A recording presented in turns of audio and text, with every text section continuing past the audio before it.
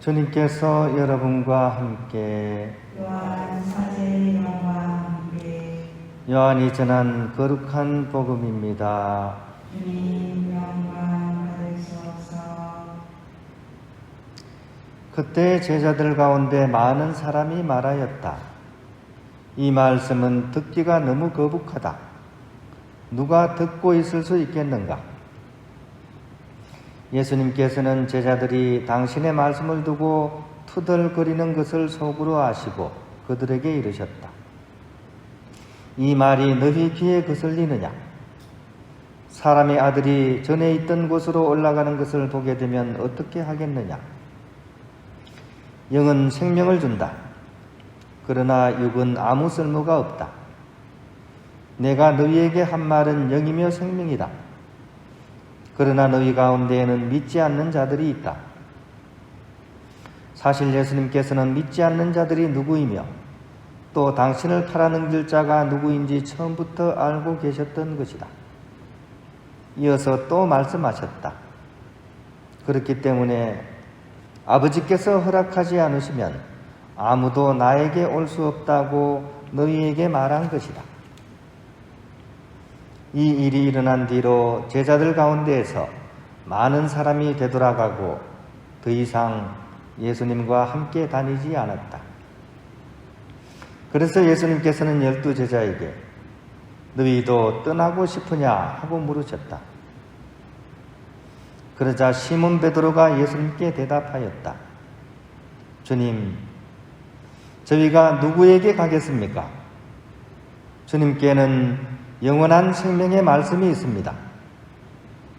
스승님께서 하느님의 거룩하신 분이라고 저희는 믿어왔고 또 그렇게 알고 있습니다. 주님의 말씀입니다. 그리스도님 찬양합니다. 편할입니다. 저희 수도자들은 이렇게 3년이나 뭐 이렇게 되면 인사이동을 해서 여기저기 이렇게 돌아다니면서 사는 것이 삶의 방식입니다. 제가 세류동, 수원 세류동에 살 때 겪었던 일입니다. 미사 이렇게 본당 미사를 좀 도와주고 그랬었는데 본당 미사를 하고 난 뒤에 주임 신부님한테 항의 전화가 왔습니다. 신부님이 미사 때 이상한 노래를 불러서 그걸 받아들이기 힘들다고 그렇게 항의 전화가 왔어요. 그때 제가 불렀던 노래가 이런 노래입니다. 인생의 길에 상봉과 이별 그 얼마나 많으랴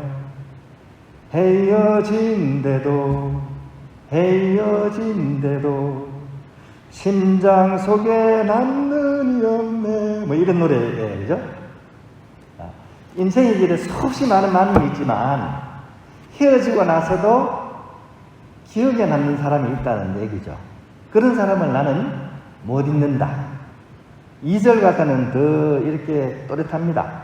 오랜 세월을 같이 있어도 기억 속에 없는 사람이 있지만 잠깐 만나도 딱 한 번 만나도 심장 속에 남는 사람이 있네.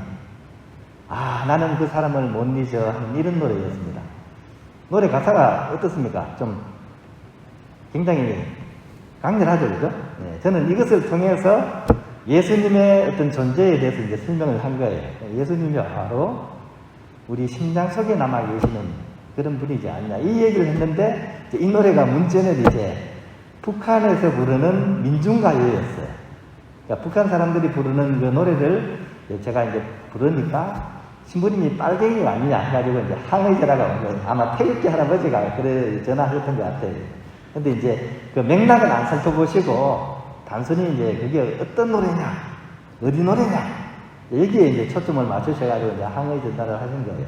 근데 이제 뭐 크게 뭐 이렇게 큰 문제가 되어서 번지지는 않았고, 이제 전후 맥락은 이제 그런 차원이 아니라 민중가요거든요.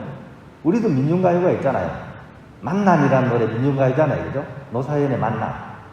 북한에도 많은 민중들이 부르는 그런 노래가 있거든요. 그런 차원에서 이제 약간 기억하기 좋게 얘기를 했는데 이제 이게 문제가 되었던 거죠. 아무튼 이 노래 가사가 표현하는 게 오늘 복음을 설명하기에도 참 적절하다는 생각이 되어서 제가 오늘 다시 한번 그 노래를 한번 앞부분만 불러봤습니다. 혹시 또 전화가 오는지 모르겠어요. 이제는 제가 전화를 받겠네요. 그죠? 예. 자, 오늘 복음 말씀은 바로 그런 차원에서 지난 4주간의 그런 연속적으로 이어졌던 그런 복음의 완결판이라고 할 수 있습니다. 즉, 생명의 빵에 관한 예수님의 그런 담화를 정리하면서 마지막으로 이제 우리로 하여금 양극단 간의 양당 간의 결정을 내린다고 그러잖아요. 그래서 그런 결정을 촉구하고 있는 그런 복음 말씀입니다. 이제는 때가 되었다. 내 말과 나를 위장 속에 남길 자는 떠나든지 아니면 심장 속에 남길 사람은 남든지 이런 양당 간의 결정을 우리에게 촉구하고 있는 그런 말씀이 담겨져 있습니다. 먼저 오늘 본문은 위장 속에 남길 자, 즉 떠나는 사람들의 부정적인 반응과 그에 대한 예수님의 반응이 아주 길게 나와 있습니다. 초창기에 예수님께서 베푸시는 그 여러 가지 기적과 또 그분의 권위 있는 말씀에 열광하면서 구름처럼 밀려왔던 그런 군중들이 생명의 빵에 관한 그런 주님의 말씀과 행동에 실망을 하고서는 하나둘씩 그러다가 왕창 떠나기 시작하는 겁니다. 평소에 예수님을 적대시하던 사람들 뿐만 아니라 적극적으로 예수님을 따르던 제자들마저도 이 철새 정치인들이 우르르 몰려가듯이 그렇게 이제 떠나기 시작한 것입니다. 이런 배경 속에서 예수님은 12제자에게 다시 한번 묻습니다. 자, 너희는 어떻게 하겠느냐? 너희도 떠나겠느냐? 다행히 수제자였던 시몬 베드로가 12제자를 대표해서 다음과 같은 심장에서 우러나오는 그런 고백의 대답을 하시게 됩니다. 주님께서는 영원한 생명을 주는 말씀을 가지셨는데 우리가 주님을 두고 도대체 누구를 찾아가겠습니까? 하는 이 말씀을 하시게 되는 거죠. 여기서 자, 너희는 어떻게 하겠느냐? 너희도 떠나겠느냐? 하는 이런 질문을 보면 예수님은 어떻게 해서든지 12제자를 당신의 곁에 꼭 붙들어 두려고 하지는 않으셨다는 사실을 우리가 알 수 있습니다. 어떻게 보면 섭섭할 정도로 그죠? 그렇다면 왜 예수님은 당신을 떠나려는 그런 사람들을 붙잡아 두려고 하지 않으셨을까요? 그것은 바로 주님에게 있어서 당신 활동의 그런 성패는 많은 군중으로부터 환호를 받는데 달려있지 않았기 때문입니다. 즉 예수님에게는 가장 최우선적인 것이 당신을 보내신 하느님 아버지의 뜻을 이루는 것, 즉 예수 그리스도를 믿음으로써 영원한 생명을 얻게 하는 바로 그것이었기 때문입니다. 이처럼 본문에 드러난 예수님의 이러한 단호한 질문은 오늘을 살아가는 그런 우리 또한 피해갈 수 없는 삶에 있어서 가장 근본 선택에 해당하는 그런 질문이라고 하겠습니다. 우리 또한 우리의 위장을 채우기 위한 그런 예수님을 찾고 있지는 않는지, 즉 예수님을 당대의 많은 사람들처럼 보이는 빵, 썩어 없어질 빵, 그것 때문에 우리가 예수님을 찾고 있지 않은지 말입니다. 결과적으로 썩어 없어질 빵은 또 그런 신앙생활은 오래 갈 수가 없습니다. 그것은 곧 위장에다가 그분을 모신 것이기 때문에 소화가 되어버리게 되면 보이는 빵은 결국 사라져버리기 때문입니다. 물론 보이는 빵이 큰 의미가 없는 것은 아닙니다. 우선 배고픈 사람들에게는 그야말로 꼭 필요한 것이 빵이죠, 그죠? 그럼에도 불구하고 보이는 빵은 생명의 빵이신 예수님을 가리키는 그런 표징일 뿐입니다. 즉 보이는 빵을 계기로 해서 생명의 빵이시며 영원한 생명을 주는 말씀을 지니신 예수님께 대한 굳은 믿음을 가지도록 해야 하기 때문입니다. 이것이 바로 심장에다가 예수님을 모시는 그 사람의 근본적인 선택이라고 할 것입니다. 아무리 교회의 친교 생활이 즐겁다고 하더라도, 그래서 열성껏 활동하고 있다고 하더라도 이처럼 주 예수님 그분 자체에 대한 믿음이 없는 그런 위장식의 신앙생활은 모래성과 다름없다고 하겠습니다. 작은 파도에도 힘없이 무너지는 모래성처럼 작은 위기에도 견뎌내지 못하게 되는 것입니다. 물질 만능과 배금주의의 그런 전승시대를 살아가고 있는 그런 우리는 과거 어느 때보다도 훨씬 더 많은 종류의 가치 제공자들로부터 심한 유혹을 받으면서 하루하루를 살아가고 있습니다. 여기저기에서 나를 믿으라 하면서 화려한 눈짓으로 우리의 눈길을 유혹합니다. 자이 아파트나 청라지구 무슨 캐슬에 살면 행복해집니다.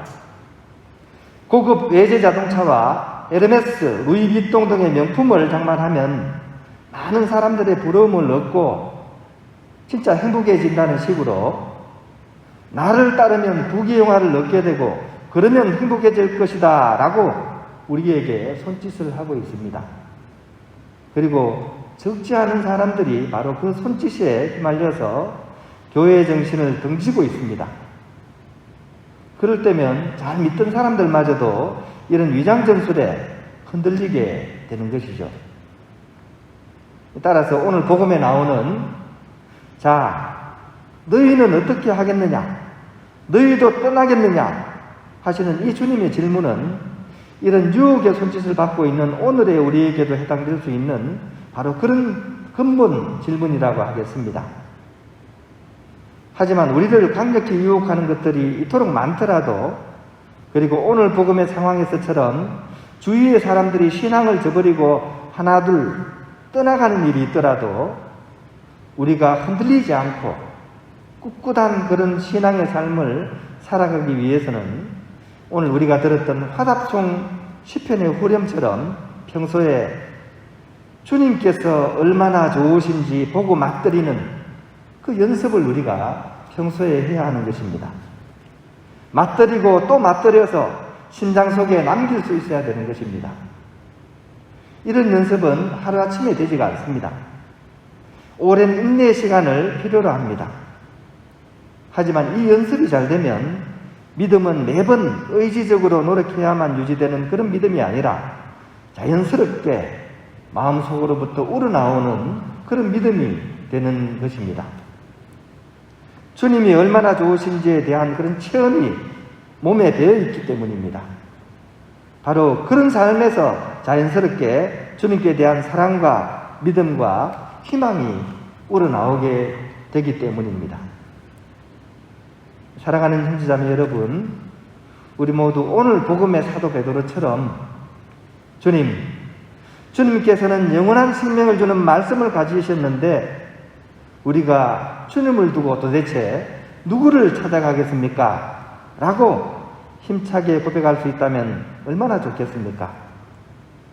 그러기 위해서 우리는 무엇보다도 심장 속에 남는 그런 주님을 모실 수 있도록 노력해야 할 것입니다. 내 삶 속에서 바로 그분을 만나고 특히 나 스스로가 이웃들에게 심장 속에 남는 그런 한 사람이 되어줄 수 있다면 우리는 사도 베드로처럼 그런 고백을 이렇게 살아갈 수 있게 될 것입니다.